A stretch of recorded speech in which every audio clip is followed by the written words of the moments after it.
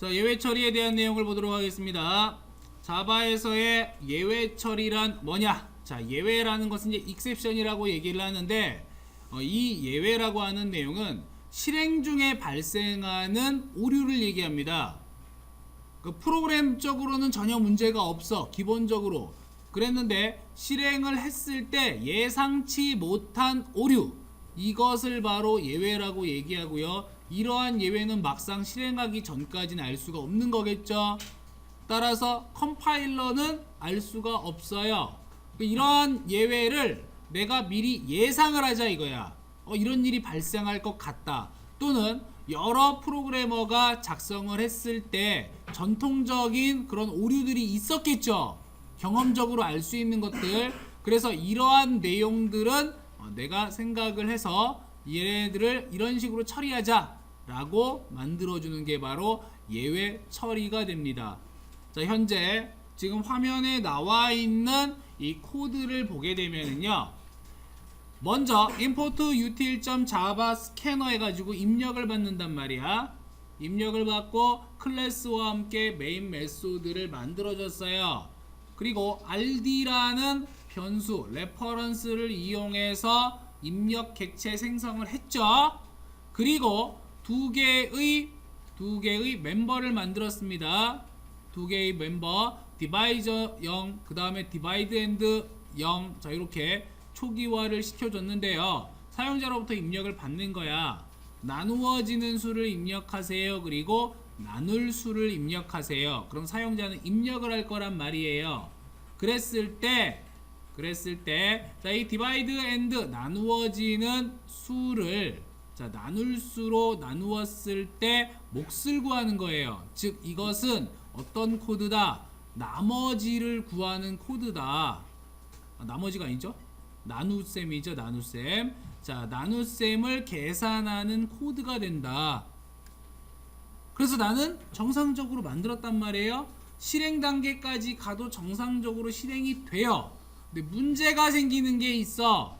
어떤 문제냐면 이런 문제예요. 가장 대표적으로 어떤 숫자가 있는데 그 숫자가 뭐 50이든 100이든 상관이 없어요. 자, 우리는 이제 입력을 뭘로 했냐면 100으로 입력을 했어요.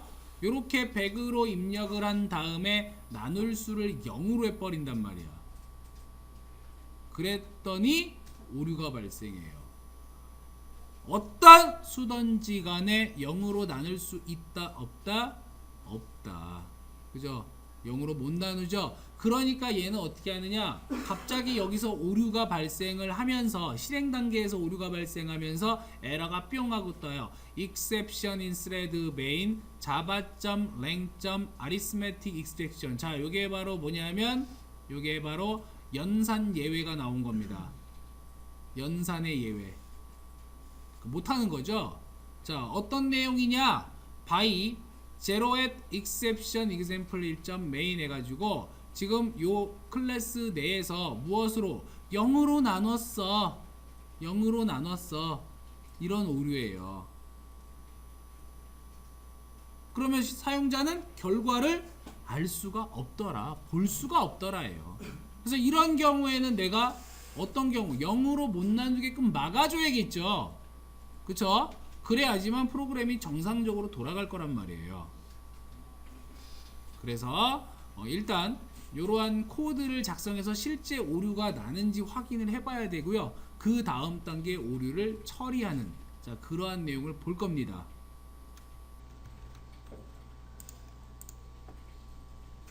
자, try, catch, finally. 자, 이 문장, 이 블록 처리문을 이용해서 예외를 처리할 수 있습니다.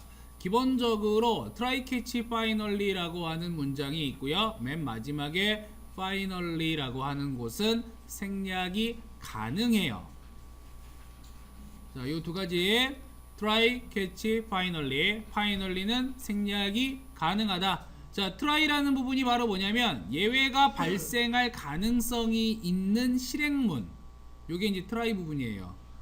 이 안에다가 이 부분은 예외가 발생할 수 있을 것 같아. 왠지 예상되는 거 있죠.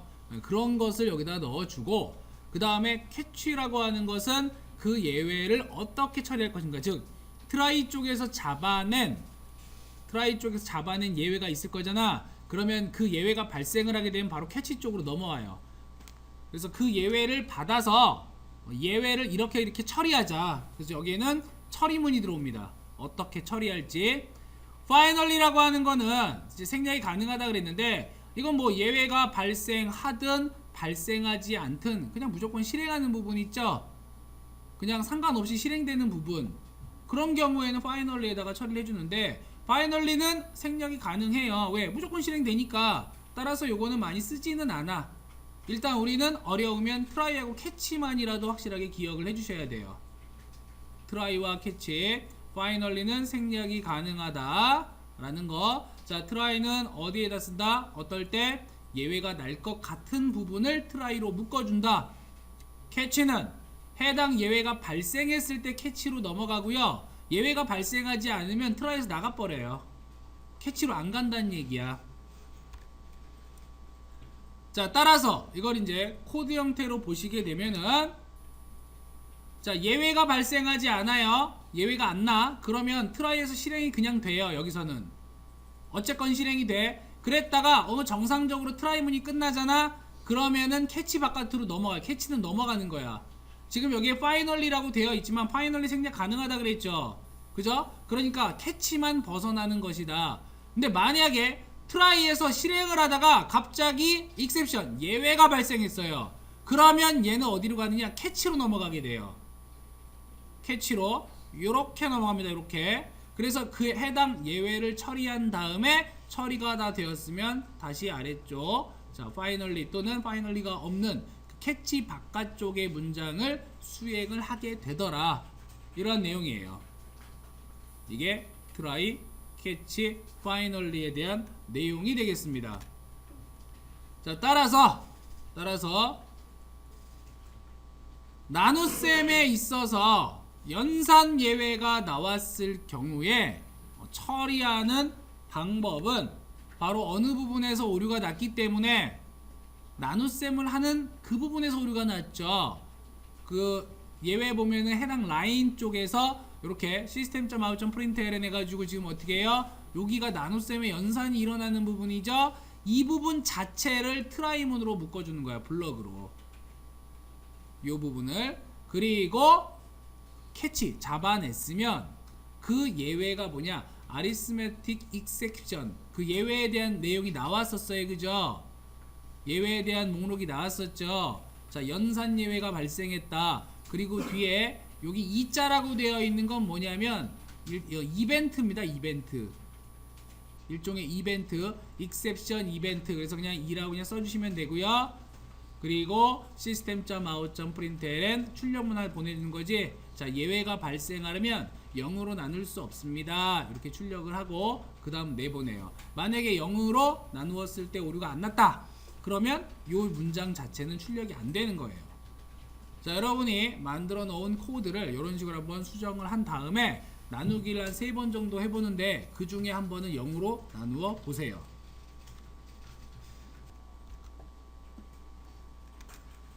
자, 자주 발생하는 예외 정도는 알아두자. 그래서 이제 알고 있는, 그러한 경험적으로 알고 있는 예들입니다. arithmetic exception이 있어요. 자, 이게 이제 해당 정수를 0으로 나눌 때 발생하는 예외를 얘기하고요. 그 다음에 null pointer exception이 있습니다. null pointer exception은 null reference를 참조할 때 발생을 해요. 그러니까 아무것도 없는데 그 아무것도 없는 놈을 가리키고 있을 때, 자, 이럴 때 뭔가를 하라고, 없는 놈한테 뭔가 하라고는 못하잖아. 그지? 요럴 때 발생하는 거고요. 클래스 캐스트 익셉션이 있어요. 요거는 뭐야? 클래스 캐스트니까 형변환 얘기하는 거죠. 그러니까 타입을 변환하라고 시켰는데 변환 불가 타입으로 객체를 변화하려고 하면은 요런 것들이 생긴다. 그리고 여러분들이 많이 봤을 거예요. 아마 out of index, out of memory. 요거는 윈도우에서 많이 볼 겁니다. 바로 뭐냐면 메모리가 부족해가지고 처리를 못하는 경우에 발생하는 에러예요. 일반적으로 out of memory exception이 발생을 하게 되면 윈도우에서는 창을 띄워주죠. 그죠? 창을 띄워주고 그 프로그램을 실행시키지 않고 그냥 종료를 시켜버립니다. 그래서 이러한 내용이 있고요. 그 다음에 array index out of bounds exception, 바로 배열에 대한 내용인데, 배열의 index out of bound, 범위를 나갔다는 얘기야. 빠져나갔다. 즉 얘가 처리할 수 있는 배열 범위가 있었는데 그 배열 범위를 나간 경우, 가장 대표적인 예가 뭐가 있을까요?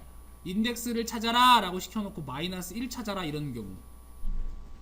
마이너스 1이라는 인덱스 주소 있어요 없어요? 이런 거 없잖아, 그죠? 최소값이 0이죠. 또는 지정된 범위보다 더 큰, 다시 말해서 array의 개수, array.length 마이너스 1까지 허용이 되죠?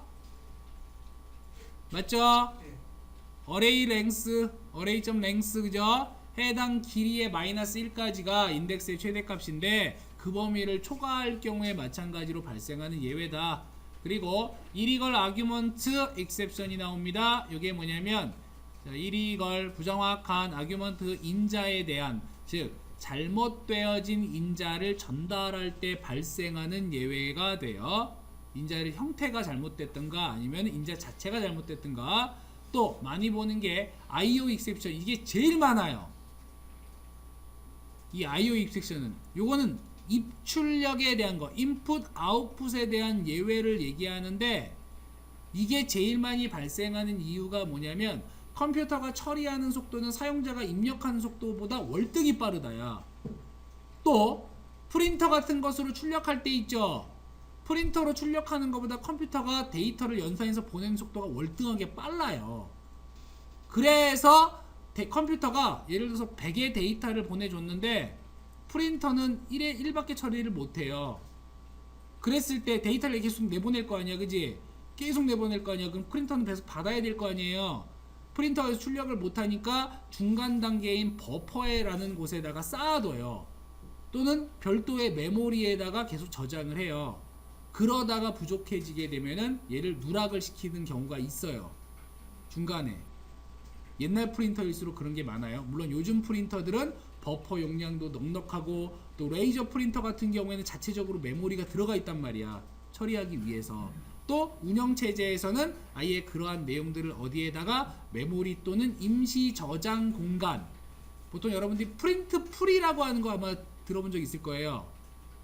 출력을 할 때 그래야지만 이게 오류가 안 나는데, 입력을 할 때도 마찬가지예요. 그래서 요 IO 익셉션이 제일 많이 나옵니다. 그래서 이런 것들은 그냥 대체적으로 어떻게 하느냐, 보통 이런 오류가 나오면 그냥 무시해버려요.